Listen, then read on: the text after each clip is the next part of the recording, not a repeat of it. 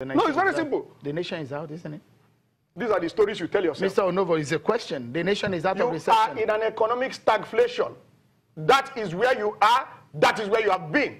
I have defined it for you on this program, Politics Today. Let me show you. Let me show you this graph, and I want Mr. Okolibo to quickly weigh in on this. This is the statistics from the Nigerian Bureau of Statistics about the figure of Nigeria's debt profile. If you look at it, how it has grown from 2015, 2016, and 2017. With my little mathematics and my little economic knowledge and understanding, it is not your debt that matters, it's perhaps your capacity. Do we have capacity to be able to bear this debt burden, Mr. Okolibo? You know, I said it earlier. I said it was within the 2.18% of our GDP. But do we have the capacity? We don't have the capacity. It's obvious we don't have the capacity. Why do I say this? Because if you look at a lot of people, a lot of people will ask you, Lagos State perhaps has the highest debt burden in the nation. But I just told you that Lagos State it's indebted to 603 billion. But we can see where Lagos State has put in those funds and the capacity to pay back. Now, you're looking at, for example, we are owing a total of $57.39 billion. Of the $57.39 billion we owe, the federal government is $45 billion. That's not correct. As at February, no, I'm giving you the statistics. As at February, no, hold on. It's $69 billion. No, I'm giving you statistics. Office. Hold on. The statistics before this borrowing is $45 billion for the federal government and 11 for the federal government. That's what I'm trying to tell you. Yes, then $11 billion for the state government. What are we trying to say here? Is that why we're talking about restructuring? 32% to 67%. What does that give you? Federal government has 67%. The states have 32%. All right. And we have 36 states for the federal capital territory. Just for a moment, we take a breather. But when we come back, there's another touching issue here, and that's the issue of allegations in the NNPC, where the two men in this issue may have reconciled. But how do we reconcile these corruption allegations? That's where we put a sense into when we return from this break. Join us again, everyone.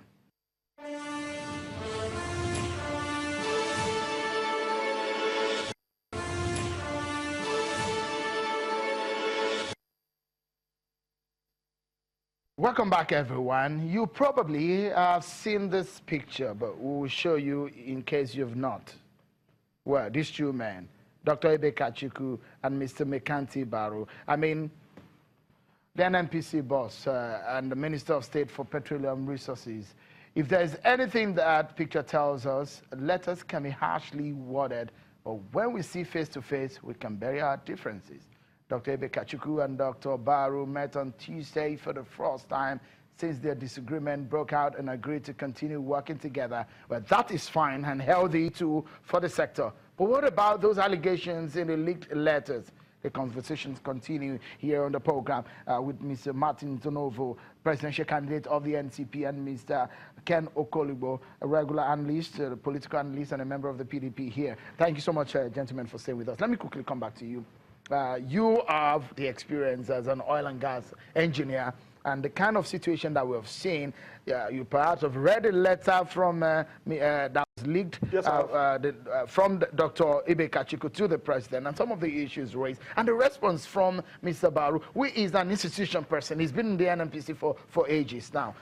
Where do we go from here? They may have reconciled, but how do we reconcile some of these issues of appointments, the issues of the contracts? What do you make of it, Mr. Onovo?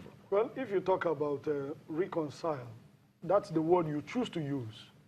What I will call that is a political cover-up of the biggest contract scam in the history of Nigeria. Is that the biggest we've seen? Tell me which one is bigger. $24 billion? 9 trillion? Excuse me, sir. 9 trillion? But you and I just talked about total estimated national revenue in the 2017 budget being 4.9 trillion. You're talking about 9 trillion worth of contracts. What if that contract were in reality valued at 20% of that? It means that as a country we have lost 80% of that. Do you know what you're saying? Let me tell you. Dr. Baru has confessed himself in the NNPC press release that he's insubordinate and he's lawless. How? He has confessed. How did he say that? Very I good. read the letter. Very good. The NNPC press release. He said no law requires him to review contracts with the chairman of NNPC board, which is Kachukwu. That's number one. That statement is insubordinate. If you read the letter accuses him of two things specifically, and you don't go outside the letter. The letter accuses him of insubordination. That NNPC press release confirms that he's insubordinate because he's affirming that I am insubordinate. That's number one. Number two, that letter, if you read it properly, what it means is that I am above the law. That's what it means. Because the NNPC board is not a presidential committee. It is a creation of the NNPC Act. That is Nigerian law. So what he's saying, I am above the law. That is the meaning. This is typical APC. This is a cover-up.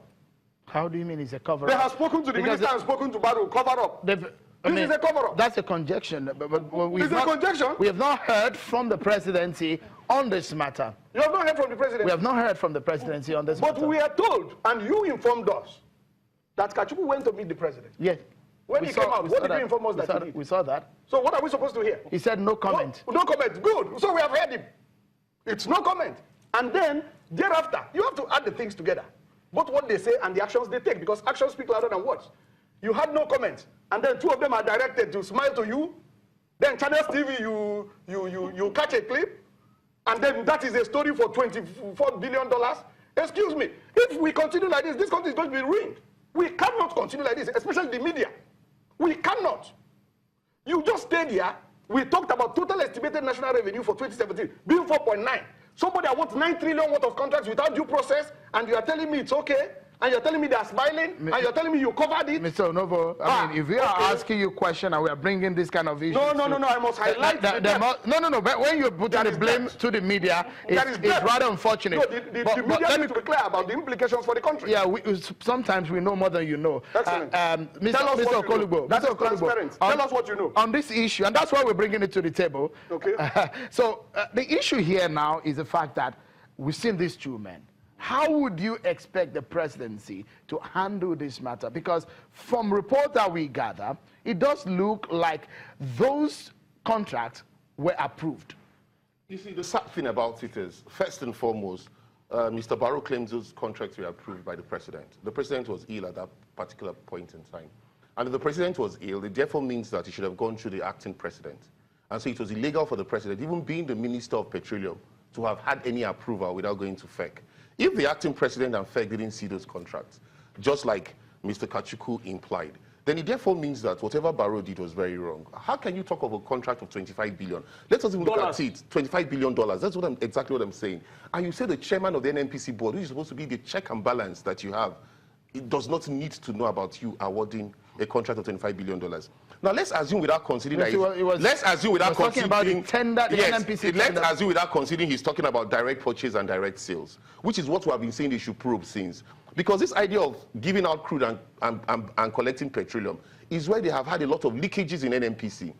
And nothing has been done about it. We thought this would have changed. They accused Desiani, and we are hearing about all the billions and houses and trillions of naira being recovered from Desiani.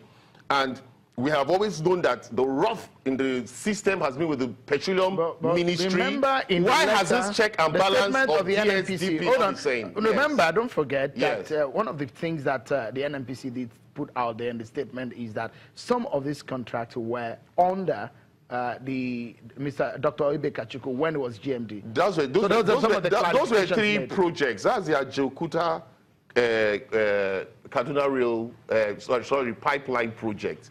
What I am talking about is the issue of the crude term contract and the direct sale and direct purchase. This is one conduit pipe that has been used in making sure that a lot of funds, and you see when they term it like this, you know when you exchange goods and there is no monetary exchange of goods, you say those funds are paid into the single treasury account. Let me allow Mr. Onovo to close for us. Just about 30 seconds because of our time. Okay, you're an oil and gas expert. Yes. How do we get out of this dodo? If you are the president today, what would you do? Just in 30 seconds. Nobody will do this kind of thing and get away with it. This is the highest level of economic sabotage. Nobody will do this. If I'm president, nobody will dare it. Nobody will dream it. Because there are consequences in law. It's not about me. It's about allowing due process and allowing the law take its course. You wouldn't do this. Would you step down as the Minister of Petroleum? Because, I mean, if you're the president. It's not about whether he steps down. It's about let everybody comply with the laws. Let everybody comply with due process. All right.